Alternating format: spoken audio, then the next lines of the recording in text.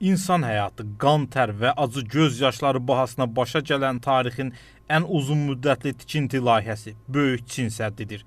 Səddin eramızdan əvvəl 221-ci ildə imperator Sin Shi Huangdi tərəfindən tikildiyi qeyd edilsə də, əslində imperator ayrı-ayrı yerlərdə tikilmiş divarları sərhəd xətti boyunca birləşdirib.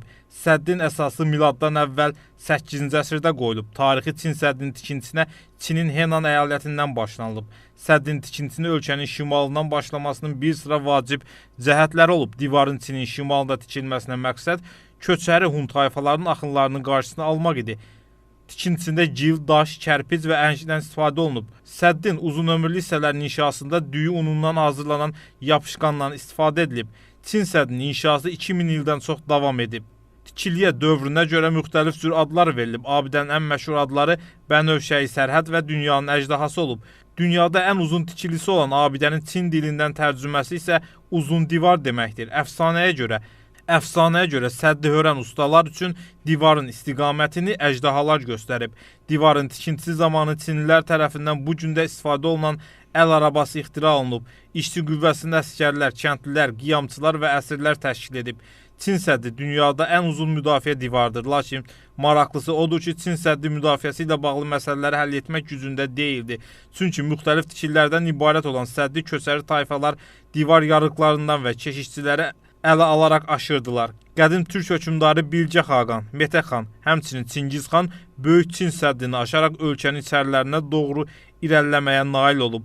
Çin səddi müdafiə funksiyalarından əlavə divar, sərhəd, nəzarət, gömrük rüsumlarının tətbiqi, ticarətin tənzimlənməsi və immiqrasiya məsələlərində də istifadə olunub. Tikilinin çöl tərəfi Yad torpaq adlanırdı.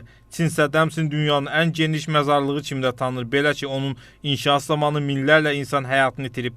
Tikinti zamanı işçilərin bəziləri hətta divarın bünövrəsində dəfn olunduğu da iddia olunur. Amma bu faktlar hələ də öz təsdiqini tapmayıb. Rəsmi olaraq Çin səddinin inşası isə 1644-cü ildə başa çatıb. Avropalılar bu səddə ilk tanışlığı 1605-ci ildə baş verib. Əsrlər boyunca bu tarixi tikili minlərlə savaşa şahid olub. Ən sonuncusu isə 1938-ci ildə baş verən Rus-Yapon müharibəsidir. Divar Çin səddi adını 19-cu əsrin sonunda alıb. Uzun illərdir ki, divarın böyük bir hissəsi qəzalı vəziyyətdədir. 70-ci illərdə bu tarixi tikili zülmün rəmzi hesab olunduğundan insanlar daş və kərpicləri qopararaq ev tikmək üçün istifadə edirdilər.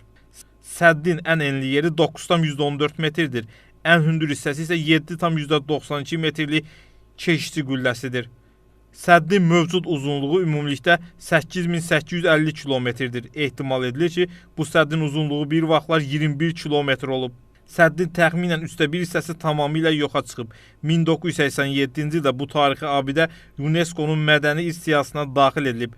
2007-ci ildə Çin səddi dünyanın 7 möcüzəsindən biri seçilib. Hər il Çin səddi milyonlarla turist ziyarət edir.